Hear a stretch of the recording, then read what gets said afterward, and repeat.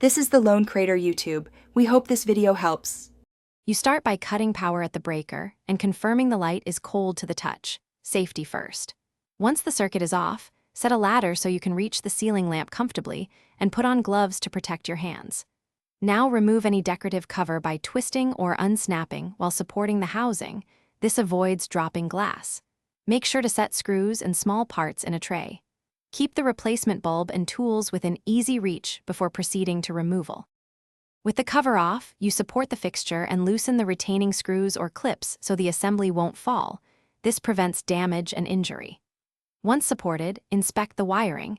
If there's a quick connector, depress the tab. Otherwise, loosen terminal screws and remove wires noting colors and positions for reassembly. Replace the bulb or swap the fixture.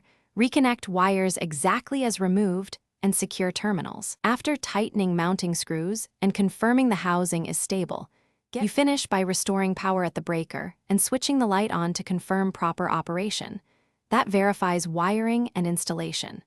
If the light is dim or flickers, immediately turn power off again and recheck that the bulb is fully seated and terminal screws are tight because loose contacts cause arcing.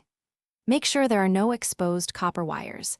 If you see frayed insulation or the breaker trips, stop, call a licensed electrician to inspect the circuit and avoid risk. Thanks for watching. Consider subscribing if we helped you.